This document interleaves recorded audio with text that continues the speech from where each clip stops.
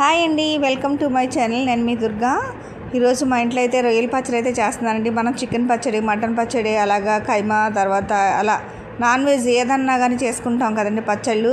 అసలైతే పచ్చడి అయితే నాకు తెలియదండి, కానీ నేను బయట పచ్చడి కొని టేస్ట్ చేసిన తర్వాత నేను ఇంట్లో అయితే పచ్చళ్ళు అయితే పట్టడం నేర్చుకున్నానండి. అయితే మొన్న అయితే చికెన్ పచ్చడి అయితే పట్టాను. అది వీడియో అయితే నేను చేయలేదండి. ఇప్పుడు రొయ్యల పచ్చడి అయితే వీడియో చేశాను. ఈసారి చికెన్ పచ్చడి వీడియో కూడా మీకు పెడతానండి. అయితే ముందుగా నేనైతే శుభ్రం చేసేసుకున్నానండి. పసుపు వేసి రొయ్యలను అయితే శుభ్రం చేసుకున్నాను.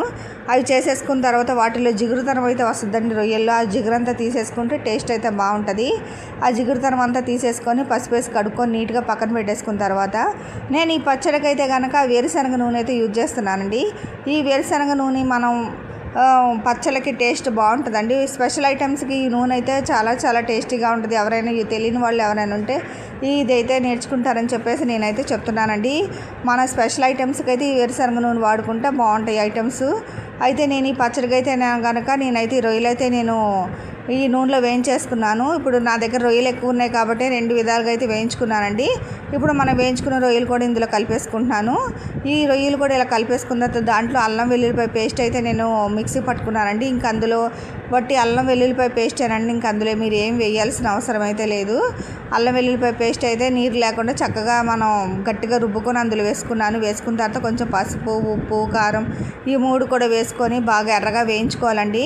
కానీ రొయ్య కాబట్టి అందులో కొంచెం నూనె బయటపడేదాకా కూడా మనం వేయించుకోవాలి.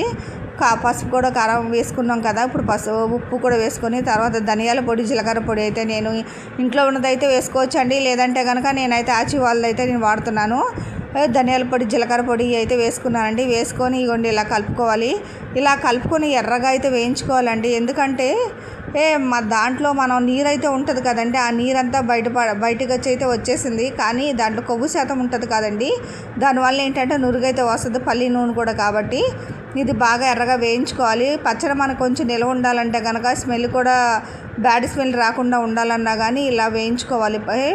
వేయించుకున్న తర్వాత అయితే కనుక మనకు నూనె అంతా బయటపడేదాకా కూడా మనం ఈ ప్రాసెస్ అయితే ఇలా కలుపుకోవాలండి. కానీ కొంచెం చేదైతే వచ్చినట్టు అనిపిస్తుందండి. ఎందుకంటే ఎర్రగా వేగి రవ్వడం వల్ల అలా కొంచెం మాడడం వల్ల కూడా వస్తుంది చేదు. అందువల్ల దగ్గరే ఉండి మనమైతే బాగా ఇలా కలుపుకోవాలండి.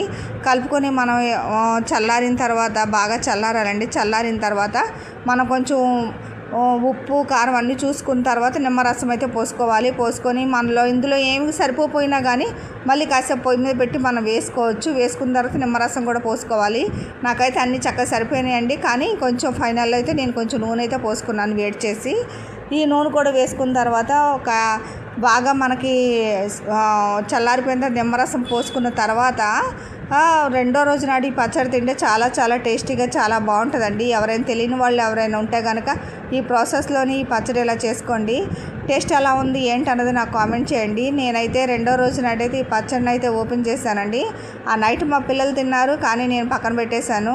రెండో రోజు కూడా ఇంకా బాగుంటుంది అప్పుడు వేసుకుందరు అని చెప్పేసి. ఇదిగోండి రెండో రోజు నాటైతే నేను ఈ పచ్చడిని అయితే తీసాను. తీస్తే మా పిల్లలు కొంచెం టిఫిన్లో కూడా యూజ్ చేస్తారు. మేమైతే రొయ్యల పచ్చడి ఉందని టిఫిన్లో కానీ రైస్లో కానీ ఎక్కువగా వాడతామండి.